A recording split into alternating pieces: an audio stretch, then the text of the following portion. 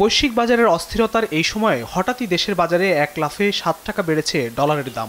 ব্যবসায়ীরা বলছেন ডলারের দাম বাড়ায় আমদানির উপর প্রভাব পড়লেও দেশীয় বাজারে সরবরাহ ও যোগানের মধ্যে কমে আসবে অস্থিরতা। অনুৎপাদনশীল খাতে সরকারের ব্যয়, দুর্নীতি কমানো, এই সমস্ত ব্যাপারগুলো একসাথে যদি সামগ্রিকভাবে করা যায় তাহলে আমরা আমাদের ইকোনমিটাকে আগের অবস্থানে নিয়ে যেতে পারবো।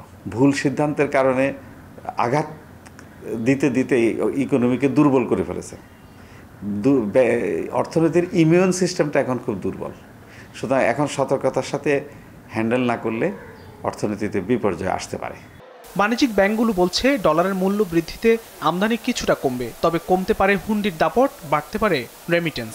ক্যাশ ডলারে আসলে ব্যাংকিং সেক্টরে ইনফ্লো কম। ডলারটা আগের থেকে এলসিগুলো কমছে, আগে ডেফিনেটলি কান্ট্রি ওয়াইড কমেছে। গত কয়েক মাস ধরে আমরা যেটা দেখছি ইনফ্লেশনটাই মেন ফ্যাক্টর হয়ে দাঁড়িয়েছে রাদার দ্যান ডলার ক্রাইসিস। এখন কেউ আর লং টাইমের ইনভেস্টমেন্টে যাচ্ছে। খোলা বাজারের বিভিন্ন মানি এক্সচেঞ্জগুলো ডলারের দাম বৃদ্ধিতে চাহিদা কিছুটা কমেছে বলে জানান। তারা বলছেন ভবিষ্যতে ডলার সংকট নির্ভর করবে স্থিতিশীলতার উপর। ডলারের মূল্য বৃদ্ধিতে দেশের রপ্তানিতে প্রভাব পড়বে উল্লেখ করে অর্থনীতিবিদরা বলেন, দেশের বর্তমান অবস্থায় সতর্কতার সঙ্গে পরিস্থিতি মোকাবেলা করতে না পারলে ধস নামতে পারে অর্থনীতিতে। এবং এখন যেটি হলো, তো তার মানে হলো যে আমদানি খরচ আমাদের বেড়ে গেল।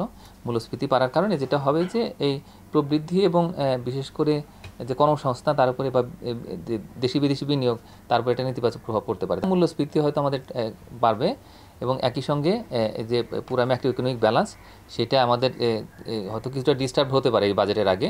কিন্তু আসলে বাংলাদেশ ব্যাংক যদি এটা কন্টিনিউ করে, মানে যে অন্তত এই 117 টাকা লম্বা সময় ধরে যদি ধরে রাখে, তাহলে সেক্ষেত্রে এটা একটা সুফল পাওয়া যেতে পারে। তবে অপ্রয়োজনীয় প্রকল্প বাদ দিয়ে আগামী অর্থবছরের বাজেট যথাযথ হলে অর্থনীতিতে স্বস্তি ফিরবে বলে জানান অর্থনীতিবিদরা। ফখরুল ইসলাম, দেশ টিভি, ঢাকা।